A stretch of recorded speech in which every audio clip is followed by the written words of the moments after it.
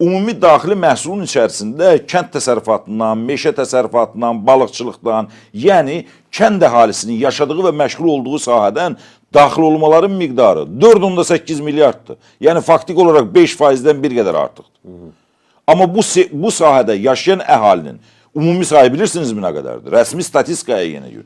4 milyon 600 mindən yuxarı ölkədə bu sahədə çalışan adamlar var. Onlar təkcə kənd sektorunda çalışır, kənd təsərrüfatı sektorunda çalışmır ki, bizim bölgələrdə sənaye sektorlarımız. Onda bir də statistikanı sizə bir də dəqiqləşdirim, siz bir də dəqiqləşdirin. 4 milyon 600 min əhalinin yerli sektorlarda, sənaye sektorunda, xidmət sektorunda və dövlət sektorunda çalışanların cəmi 21%-ni təşkil edir. Bunu da rəqəm kimi deyirəm ki, biləsiniz. 21%-dən artıq deyil. 21%-i isə 4 milyon 600 minin təxminən 800 milyon, 3 milyon 600 minə qədər əhalidir.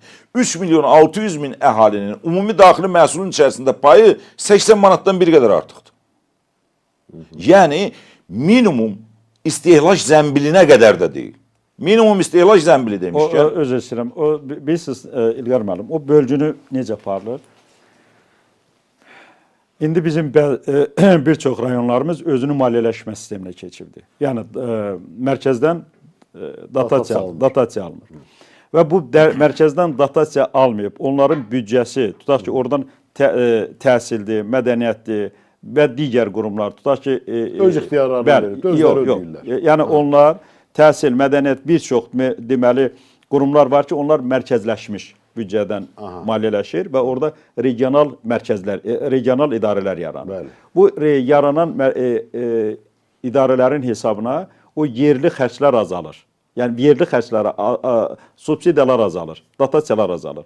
Və ona görə də öz gəlirlərini götürüb, tutaq ki, o rayonda yaşayan əhaliyə bölürlər, az bir rəqam alır. Və sonunda mərkəzi xərclər hesabına, həmin rayonlarda, həmin bölgələrdə, deyək ki, təhsildir, mədəniyyətdir, yol çəkilir və yaxud da hər hansı bir dövlət tədbirləri həyata keçirilir. Bütövlükdə hüquq mühafizə orqanlarının deməli əməkləri və onlara çəkilən xərclər də mərkəzi büdcədən ödənilir. Və bütün bunların hamısını götürüb və o rayonlarda tutaq ki, suvarma sistemləri yaradılır və yaxud da içməli su sistemləri yaradılır. Bütün bunların hamısını biz toplayanda, üstə gələndə həmin rəqəmə gəlir. Təxminən paritet alır. Üzr istəyirəm. Ya mən sizi fikrimi doğru izah edə bilmədim. Ya siz başqa şeydən danışırsınız. Büdcə rəqəmləri mənim üçün Sultanbud meşəsi kimi bir şeydir. Hə, Sultanbud meşəsi kimi olmaması üçün sizə ayrı bir şeydir. Mən ümumi daxili məhsuldan danışdım. Mən nəyə hara xərcləyəcəyini, subsidiyadan filandan danışmadım. Ümumi daxili məhsulun rəqəmin nə olmasını istəmirəm. Mən burada yəqin ki, açmalı deyiləm, siz məndən də gözəl bilməlisiniz. Ən az iqtisadi.